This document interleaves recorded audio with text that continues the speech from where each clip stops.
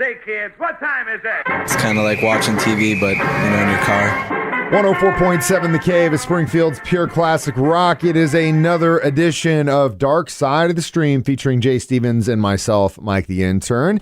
In this week's episode, it was my pick, and we did a documentary about Tina Turner. Mike did it for selfish issues because he has a crush on her for That is many right. years. Let's get it out. Let's spit it out now. Jay's a little salty about this. I'm not salty. It was just he didn't really get down with Tina. I was in that age. I was a young man. Well, I was probably let's say 5 or 6. It wasn't like a teenage crush. It was just like the first chick that I was like, whoa. And that was during, Private Dancer era and Thunderdome. And all that stuff. We don't need another hero. And it's such a crazy thing to think about it, but she was in her mid to late 40s when that stuff was happening and had already been through so much in the industry. And then that happens and she finally gets her, she's the first female artist in her 40s to have a #1 album. It's crazy to think about. Pop record, too. And they made it in 2 weeks. Label didn't want her. It's a crazy, awesome story. It is a crazy story, and it's a tale of perseverance, so I appreciate that for sure. Survival, for sure. Yeah, survival, it's on HBO Max, and if you are into soul music, if you're into rock and roll, if you're into Tina Turner, you need to watch it. She taught Rod Stewart and Mick Jagger how to move, dude. Pretty legit. I mean, those guys based their stage persona, everything off of what she was doing. She set the tone. She went harder. She went faster. She would get down, man. Dude, for a girl back then, it was kind of taboo. The thing blows my mind is that she wanted to be a rock and roll singer. She referred to herself as the queen of rock and roll. That's what she wanted. Now think about this for a second. Had she somehow been born later, let's say she would have come around in the mid-70s, late 70s, whatever, and teamed up with the band like a guitar player like Neil Giraldo? Or let's go even further. Let's say that she was in England. She was born in the States, didn't make it. She goes to England and jumps into the British New Wave metal and becomes like a vocalist for Priest or Maiden. Dude, that's a movie. That's a movie we pitch right there in alternate universe, and Tina Turner is the singer for Judas Priest or Iron Maiden. Can you imagine though? She has all that power, she has all that range, and then she wanted to be a rock musician. I mean, fronting a band like that kept going through my mind when they kept going back to the rock and roll thing. We'll pitch it. Very cool stuff. It's our idea first. Don't steal it. Dark Side of the Stream discussing Tina on 104.7 The Cave. Say, kids, what time is it? It's kind of like watching TV, but, in your car. Jay Stevens, Mike the Intern, back in the studio. It is Dark Side of the Stream on 104.7 The Cave discussing the documentary Tina about the lovely Tina Turner. Now, we've discussed my infatuation with her. Let's get into the bones of the story. Obviously, she was born in Nutbush, Tennessee. But wait, you said that I'm mellow and sleepy this morning. Maybe I'm starting it slow and easy, and I'm going to pick it up like the song "Proud Mary," and towards the end, it's going crazy. Yeah, we're going to start it nice and easy, and we're going to end it rough and loud. They kind of set the tone. Her husband, her current husband, was an executive producer on this, and made damn sure that they did this story justice. And I think he did a phenomenal job with that. And we'll get into some of that stuff later on down the road because there was stuff that they did leave out that has happened to her later on in life that they did not touch on at all. But the Ike and Tina thing, later on in the documentary, she says, am I glad I met him? I don't know. What is the reason I got to where I was because of him? I don't know.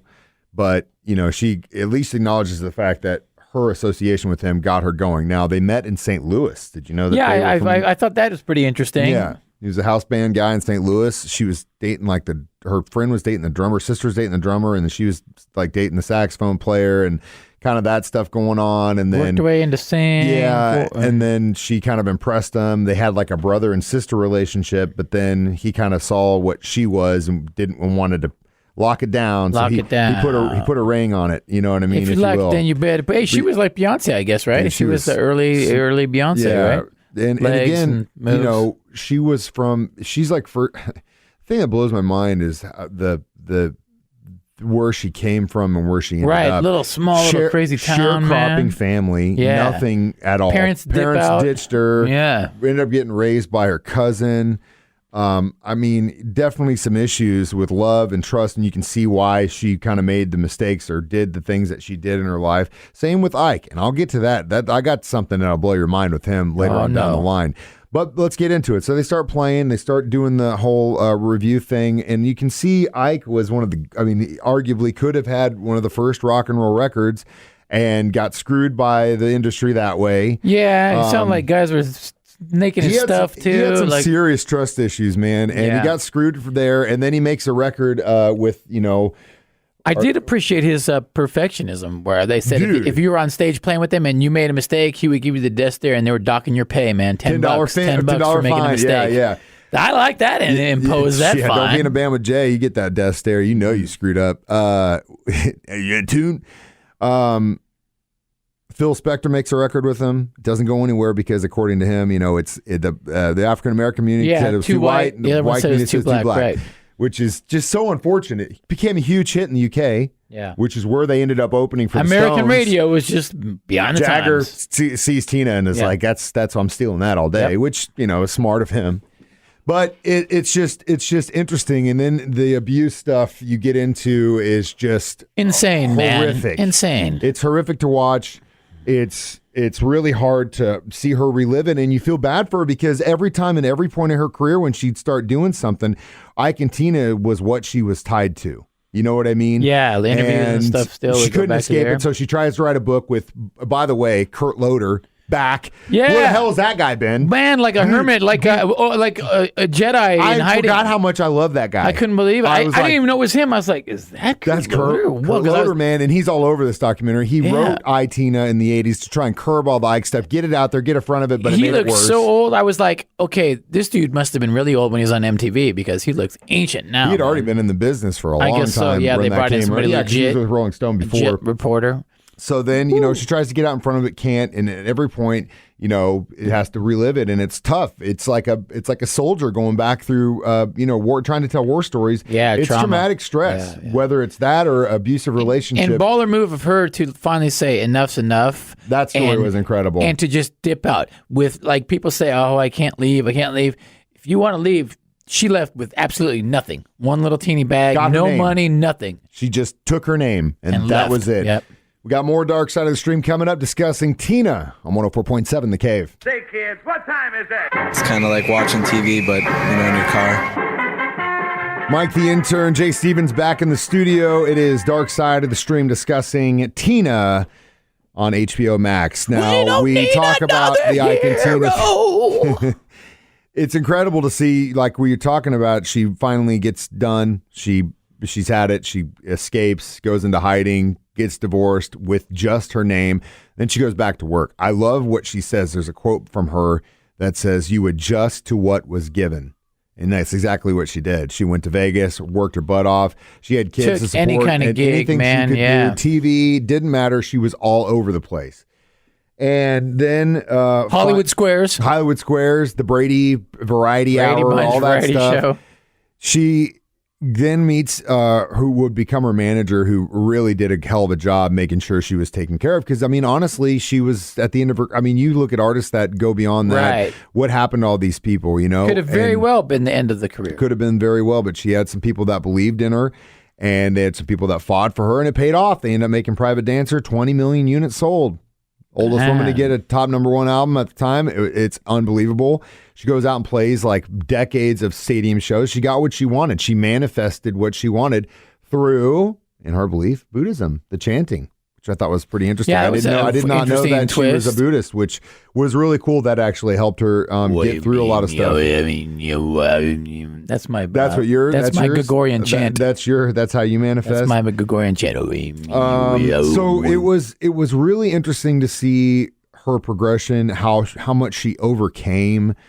Unfortunately, I think she really just wanted to get beyond the Ike thing, but just really never could. Yeah. No one would. It would just kept coming up. And speaking of which, my wife and I, when we watch these things, we kind of go a little bit further, you know, because there's stuff that's let out. You know what I mean? And so we watched. You go down the rabbit hole after just to see. I do that sometimes. Because there's some things, you know, it's producers and directors. It's their vision. Where are they now? And stuff like that. Yeah. So we kind of looked into Ike, and Ike was eventually diagnosed as bipolar, which obvious. Yeah. You could see it when you look at interviews and the way he's described by Tina in the relationship. Yeah, he'd be real quiet sometimes in public. This sounds that way. When he was 5 years old, his father was beaten by a mob of people over supposedly a woman, and basically left an invalid and left to die in a tent on their property when he was just 5 years old. Whoa. He was sexually assaulted when he was 8 and 12 by older women in his neighborhood. So I'm never going to say that it is ever justified to lay your hand on a woman or anybody else for that matter. But this guy had some major issues, and it's horrific. My wife, she was reading that stuff, and she kind of gasped, and I was like, "What?" And she told me, and then she goes, some kids just don't stand a chance. And you know what I mean? Stacked deck against them, man. Dude, and even with his talent, because he was a talented guy, he was a very good musician. He hung out with B.B. King. Right? I guess he said his mom helped raise him and stuff, and they're Memphis boy, one of the pioneers of rock and roll. Oh, man. All that stuff still stacked against him were demons. And you got to wonder, after all that, because he was paranoid about them screwing him in the record thing, and then he was paranoid of Tina leaving him, so she puts a ring on it, tries to gaslight her and control her. Eventually, she breaks out and leaves him because, of what the world he's building for her. He was just too crazy, and right? then to see what she's able to do and overcome and become selling stadiums, man. Way further than he had ever dreamed of. So my point of this is, if you ever want to get back at somebody, the best revenge, live well. Forget about him, move on, live well. That's exactly what she did. And we'll catch up to what she's into now and what we're watching up next in Dark Side of the Stream on 104.7 The Cave. Say, kids, what time is it? It's kind of like watching TV, but, in your car. Jay Stevens, Mike the Intern, discussing Tina Turner's documentary, Tina, on HBO. Beyond Thunderdome is what it should have been called. Beyond Thunder. They didn't do a really good job, but they just kind of showed a couple clips of that, and it was Beyond it. They didn't really talk a whole lot about Thunderdome, which sucks, because, they did show that one clip of her and Mel Gibson doing an interview, and they were talking about how Ike kept getting brought up, and the interviewer's like, "Did you hear Ike got busted for dealing cocaine and is in jail and blah, blah, blah." And she just goes, I wish we could just talk about Ike producing records and doing good, but I don't want to talk. It's like, anyway. So again, we got to see her as, I think it was recent as 2019 is when those interviews were done. Her husband, current husband, helped executive produce this. And as he mentioned, this was kind of a way for her to kind of bow out and say goodbye, because she's now 81.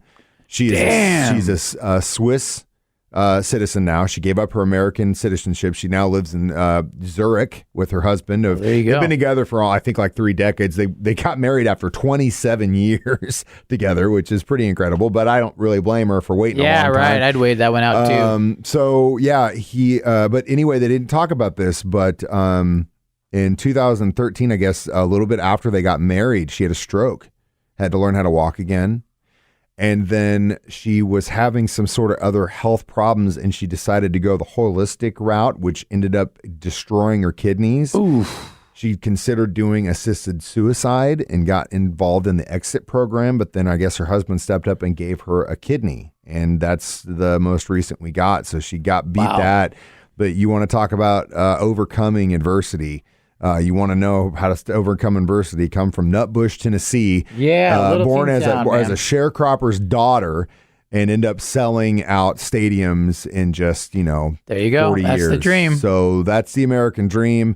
Godspeed, Tina. I wish you all the best. I thought this documentary is incredibly well done. I would give it 4 pairs of legs. 4 pairs of legs? Yes.